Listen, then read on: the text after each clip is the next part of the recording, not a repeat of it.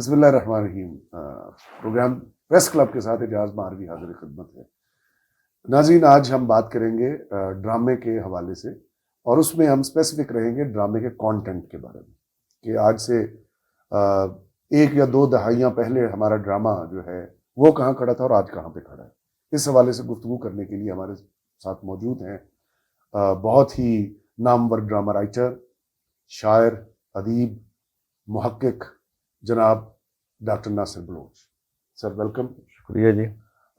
آج جیسے میں نے انٹرو میں عرض کیا ہے کہ موضوع ہے ہمارا کانٹینٹ ڈرامے کا، تو کچھ لوگ سمجھتے ہیں کہ ڈرامہ پاکستان میں بہت آگے نکل گیا، ترقی کر گیا۔ ٹیکنیکل بنیادوں پہ تو یا شاید یہ بات درست ہو، لیکن میں ذاتی طور پہ اتفاق اس لیے نہیں کرتا کہ میری بھی ریزرویشنز ہیں کانٹینٹ کے بارے میں۔ کانٹینٹ آگے نہیں بڑھا، ڈرامہ پاپولیرٹی کے حوالے سے شاید زیادہ آگے بڑھ گیا۔ آپ کیا سمجھتے ہیں؟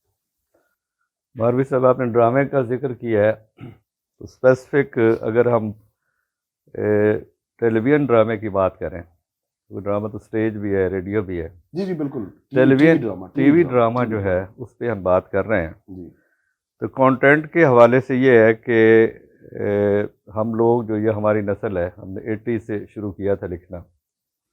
اس وقت پی ٹی وی ہوتا تھا اور اس میں سب سے زیادہ جو ہے زور دیا جاتا تھا کانٹینٹ پہ۔ جی، ایک ہی چینل تھا۔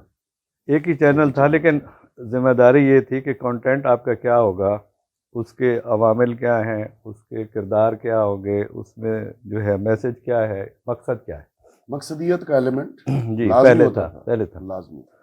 اس میں یہ ہوتا تھا کہ تھیمیٹک ڈرامہ لکھا جاتا تھا، مقصدیت ہوتی تھی، اور یہ تھا کہ اس میں آپ کو پتہ ہے کہ پی ٹی وی ہوتا تھا چینل، اور اس کا مقصد یہ ہوتا تھا کہ ایجوکیٹ بھی کرنا ہے، صرف انٹرٹین نہیں کرنا۔ بالکل انٹرٹینمنٹ کے ساتھ جو میسج جاتا تھا وہ پازیٹیو جاتا تھا۔ میسج کیا تھا اس ڈرامے میں؟ جتنے بھی ہمارے 5 اسٹیشن جو ہر آپ نے خود ماشاءاللہ درجنوں ڈرامے لکھے ہیں، میں نے 100 سے زیادہ لکھے ہیں، میرے کوئی 10-15 سیریل ہیں، کوئی 100 کے قریب انڈیپینڈنٹ پلیز ہیں۔ ہمارے جو 5 اسٹیشن ہوتے تھے پی ٹی وی کے، اس میں یہ ہوتا تھا کہ ہر ہفتے ایک جو ہے ایک دن ایک اسٹیشن کا ڈرامہ ہوتا تھا، پھر اگلے دن دوسرے کا، اور ایک اس میں کمپٹیشن تھا۔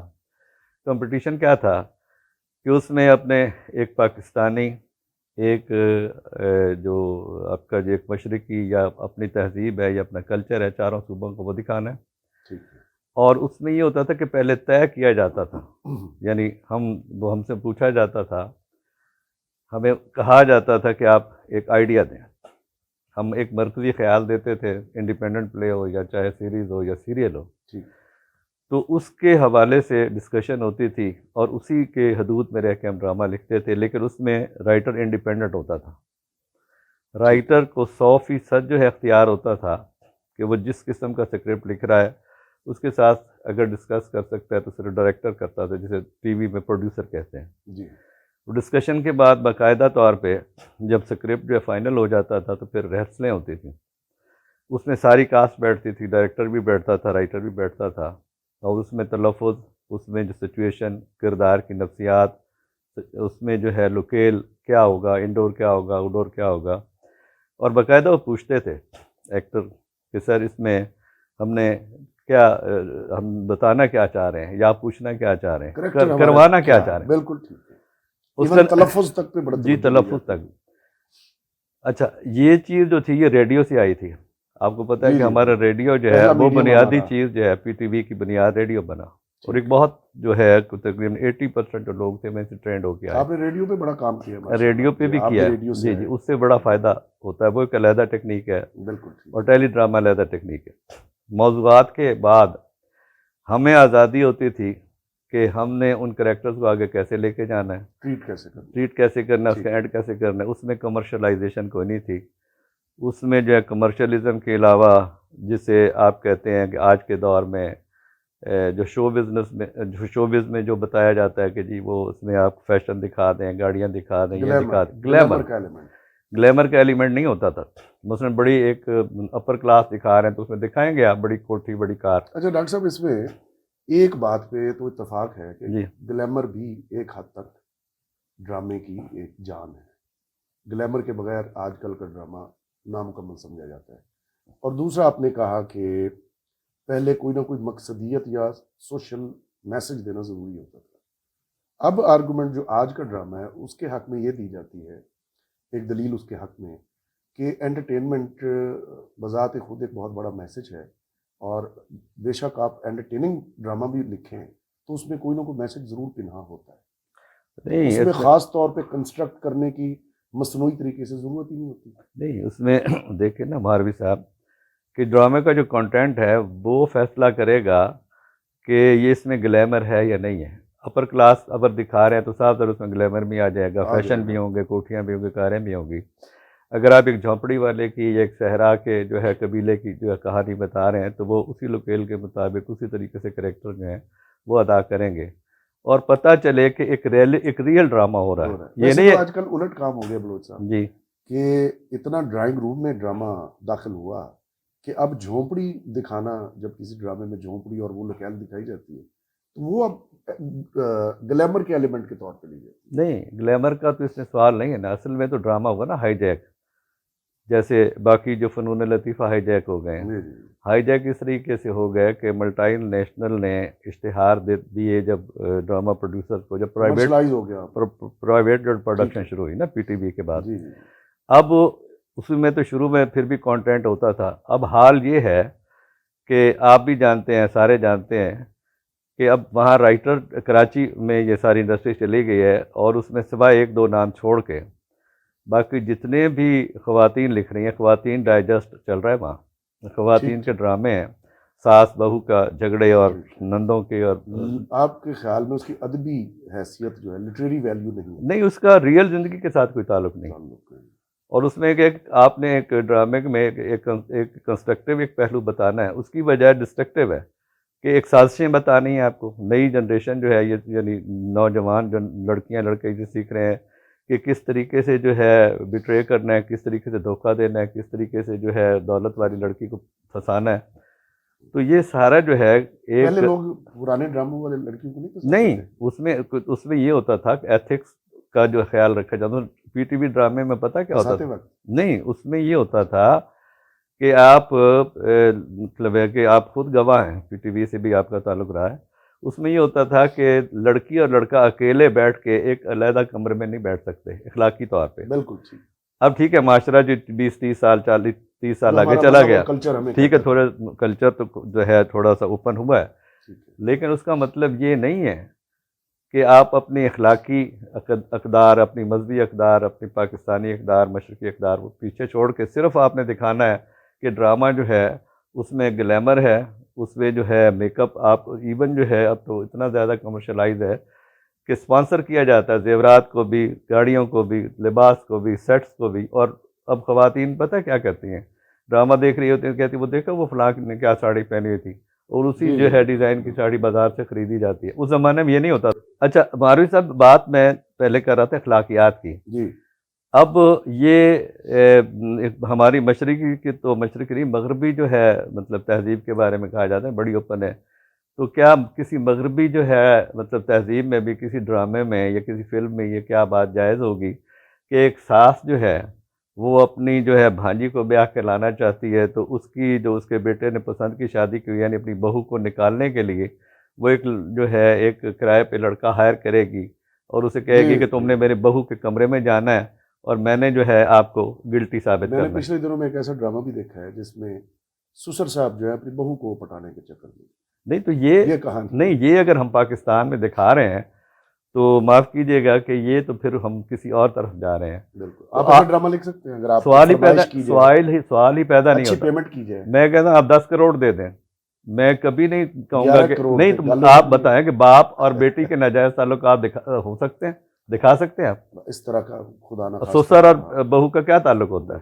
اب دیکھیں نا، میں گزارش کروں، اب ہوا کیا ہے کہ رائٹر وہاں سے غائب ہیں، اب منشی رکھ لیا انہوں نے، اور وہ کہتے ہیں جی یہ اس طریقے سے سین لکھنا ہے آپ نے، اور وہ جو پے کر رہے ہیں نا پیچھے سے وہ جو اشتہار دینے والے ہیں وہ کہتے ہیں اس طرح کا ڈرامہ چاہیے، اور آپ نے ان کی مرضی کے مطابق وہ بیٹھ کے باقاعدہ سین لکھواتے ہیں کہ یہ اس طریقے سے اس کا جو ہے کلائمیکس ہوگا، اس کے وائنڈ اپ ہوگا، اس سے سٹارٹ ہوگا. کدھر جائے گا یہ، کدھر جائے گا نہیں؟ اچھا میں آپ کو اس کا جواب دیتا ہوں. میں اس سے سوال، میں ایک استاد بھی ہوں، پروفیسر ہوں.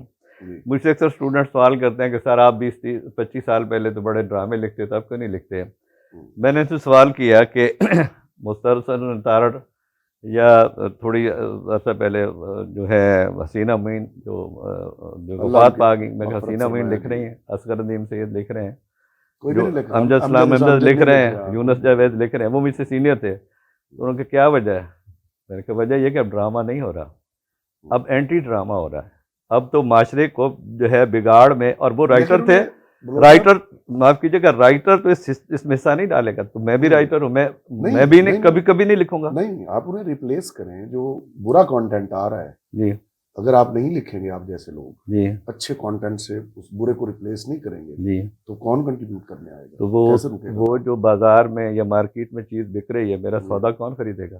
اچھا سودا تو بکتا ہے، یہ نہیں، تو ایسے کیسے نہیں ہو سکتا. کون خریدے گا؟ اچھا سودا مارکیٹ میں آئے گا، برا سودا خود آپ سائڈ پہ ہو جائے گا. آپ دیکھیں نا کہ پہلے کسی دوستوں کی محفل میں ایک بات ہو رہی تھی 1-2 روز پہلے کہ ایک آدھ ڈرامہ جو ہے وہ اچھا بھی چل جاتا ہے، ایک آدھ کوئی پروڈیوسر ایسا ہوتا ہے کہ جو اچھا سکرپٹ لے لیتا ہے، ہوتا ہے. لیکن جب 98% سکرپٹ جو ہیں وہ خواتین کے ڈائجسٹ کے چل رہے ہیں اور غیر حقیقی ہیں، صرف گلیمر ہے بالکل. اور ایک ہوا میں باتیں ہیں، یعنی اس کا گراؤنڈ ریئلٹی سے کوئی تعلق نہیں ہے.